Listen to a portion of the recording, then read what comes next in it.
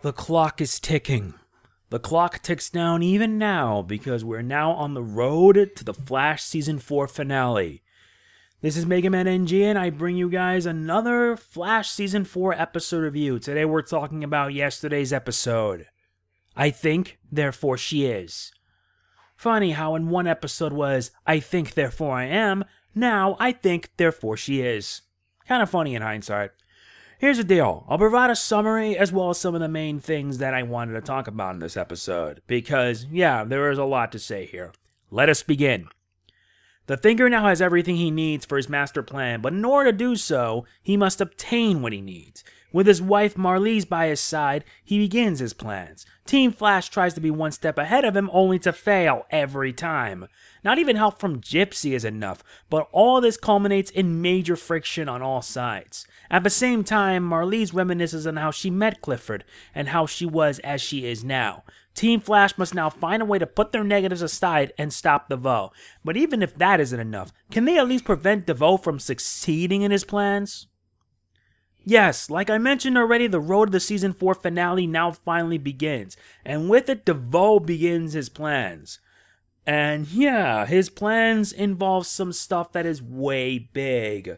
Throughout most of the episode, DeVoe is going after stuff that he needs to build like machines for some grand scheme. And even he admitted that the Flash has a role in this. I don't know why, but hopefully we'll find out eventually. And speaking of the Flash, Team Flash attempts to stop DeVoe only end in failure. And when I mean failure, I mean every single time. We know DeVoe is one step ahead of him, considering now he has all the bus meta's powers and a body to be able to store them all. What makes it even worse is that no matter how much they try to stop him, nothing works. Nothing. But yeah, it just shows how powerful DeVoe is and what he plans on doing. But personally, in my opinion, DeVoe is without a doubt one of my favorite villains in the series. More so than Eobor Thawne, Zoom, and Savitar.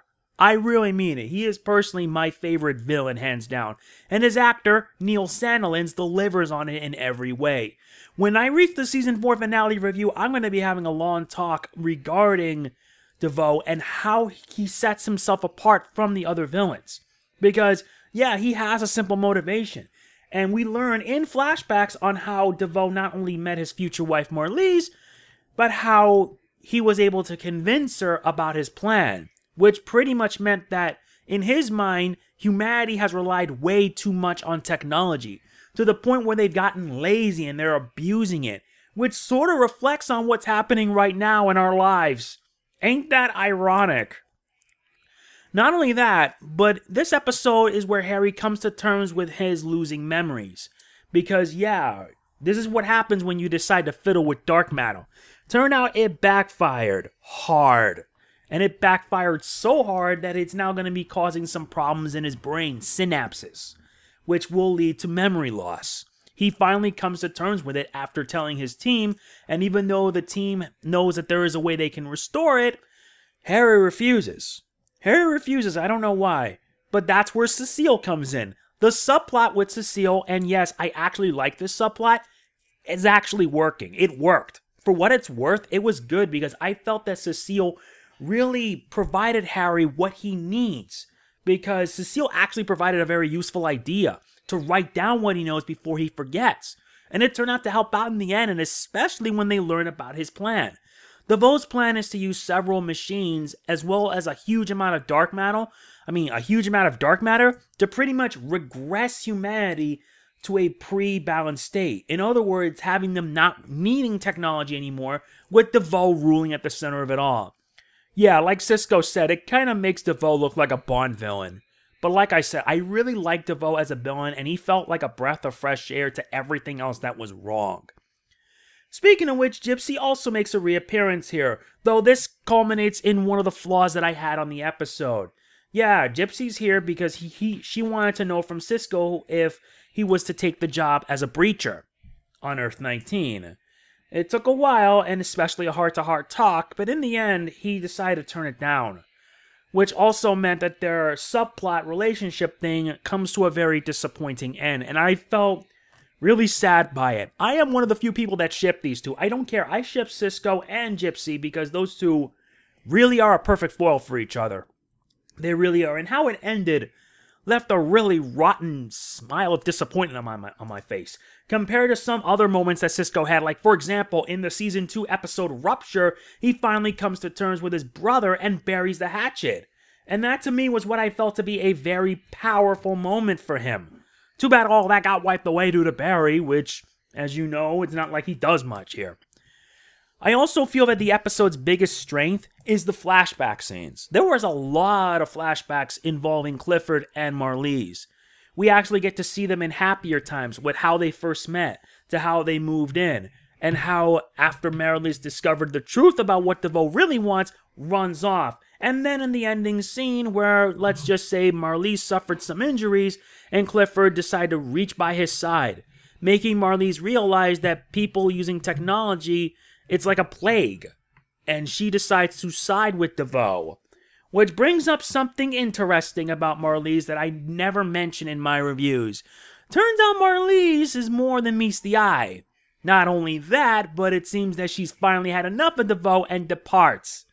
I wonder how that's going to play out. I really am curious. I really am, because this is actually going to make this rather interesting. And considering that this season's been having a lot of problems, this really makes up for it big time. This really makes up. Now, before I provide my results, I have two flaws with this episode. The first is that Team Flash really didn't do much. Team Flash, no matter how much they tried, they got their butts beat by DeVoe every time. DeVoe is always one step ahead, but Team Flash should be better than this. And I know the writing is to blame, but what can you do?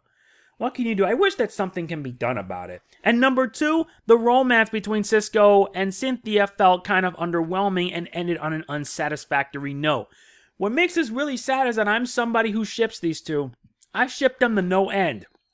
And seeing how it ended like this really left a sad taste in my mouth. I only wish there's a way that Cisco and Cynthia can get back together to provide like a happy ending. But no, in this season, there's no such thing as happy endings. Also, one other thing that noticed me was that mysterious woman we've been seeing. Throughout the series, we've been seeing her appear on numerous instances. And what makes it more interesting is that she writes in the same language that Barry was in the Speed Force for 6 months. But there's now another clue to this puzzle. Yeah, at the very end of the scene, we see her speed off, which further confirms that she is a speedster. There are a lot of theories behind it, but hopefully when we find out, this will prove to be rather interesting. I don't really know for sure, but it's getting me all the more excited. I really am. Hopefully it does not disappoint. My rating for this episode, therefore she is a 7. The only thing that made it worth it was the flashbacks. And I personally felt that both actors who portrayed Clifford and Marlize did exceptionally well. And you kind of help but feel for these villains. Yeah, these two are villains, as you know, and they were once normal people. But they were led down a dark path. A very dark path that's going to lead to something really big in the season finale. Whatever it is, I don't know, and I'm really looking forward to this. So yes, that is going to be it for this Flash episode review. We're 3 weeks away from the season finale, and I hope that this does not disappoint. Hopefully it doesn't. As always, if you enjoy it, please be sure to hit the like button. It really does mean a lot to me. And before I end, let me say that all my reviews fall under fair use. I do not use any footage from the show, any video footage whatsoever. The only thing you see is a still image and my audio commentary. That's pretty much it, because 2 of my Flash reviews were surprisingly claimed by WBTV, and they have since been released. Though if it does happen again, I will fight, because after all, my reviews are fair use, and they are as such. What can you do? Anyway, that's it. This is Mega Man NJ signing off. Peace out. See you next week for Harry and the Harrisons, I think.